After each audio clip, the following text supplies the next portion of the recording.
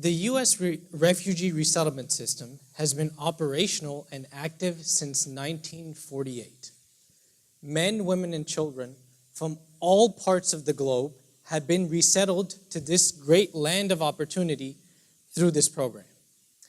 According to the Refugee Processing Center, which is the State Department agency that monitors resettlement, since 1975, more than 3.3 million new Americans have been added to our population through this program. Prior to the Syrian refugee crisis, this program was unknown in the public sphere. It started to get attention when the image of Alan Kurdi took the world by storm. The image of a lifeless boy face down dead on a beach in Turkey. He drowned seeking refuge. This prompted a global call to action. And people looked to the US to take in more refugees through their resettlement program. But many Americans, led by our current president, started to criticize the system for being a security threat and a financial burden.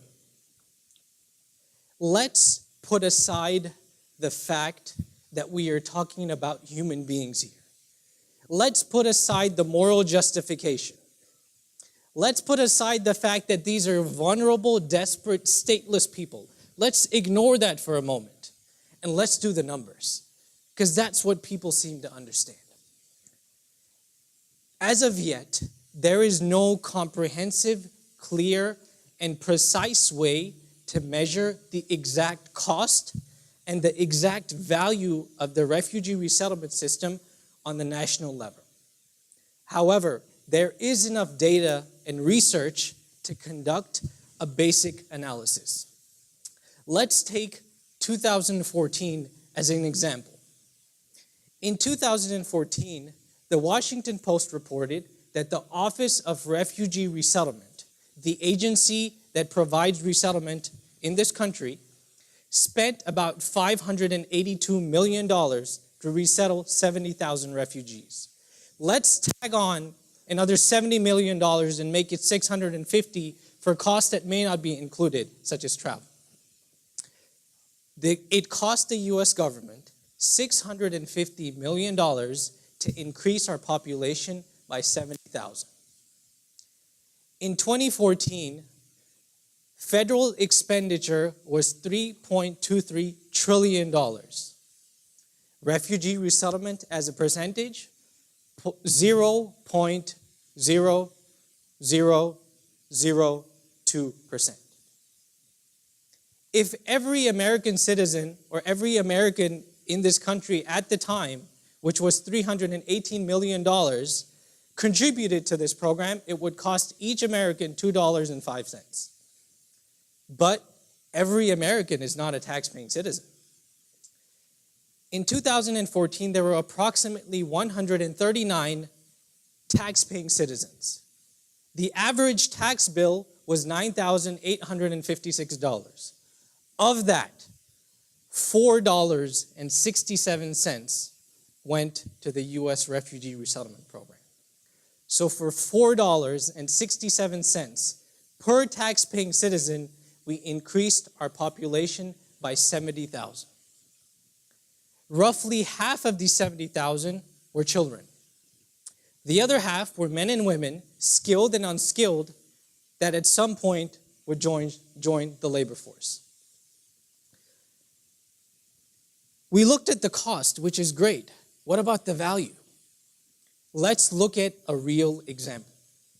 Erie, Pennsylvania, a small town of 100,000.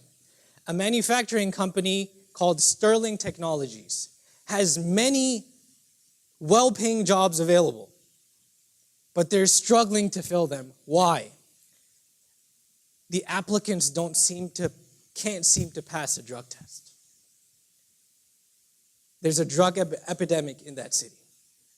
So they have all these jobs and no one to fill them. So they reached out to the refugee resettlement organizations in the area and started hiring some of them. Quickly, resettled refugees became a majority of their workforce.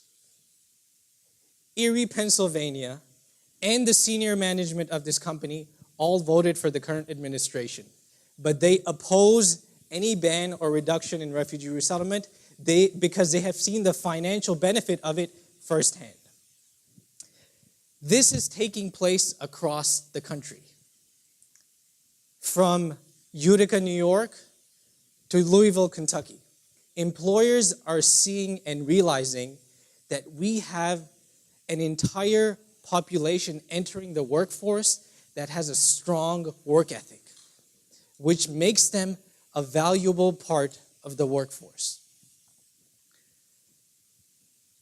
A little known fact about the U.S. refugee resettlement system. Every resettled refugee has to pay back the U.S. government the cost of the airfare to get here. Every single one of them. And the State Department reports that since 1980, $876 million has been paid back. To this day, every single month, resettled refugees are paying the government back. A Department of Health and Human Services report estimated that between 2005 and 2014, the fiscal benefit of the U.S. refugee resettlement program was a net $63 billion on this economy. The current administration, as expected, quickly dismissed that report to be illegitimate and politically motivated. But I want us to pause for a moment and see the situation we find ourselves in today. We, the United States of America, the most prosperous and powerful nation on earth, are looking at the most helpless people on earth and telling them, what's in it for me? How do I benefit from giving you security, a basic human right? This cannot be our moral standard.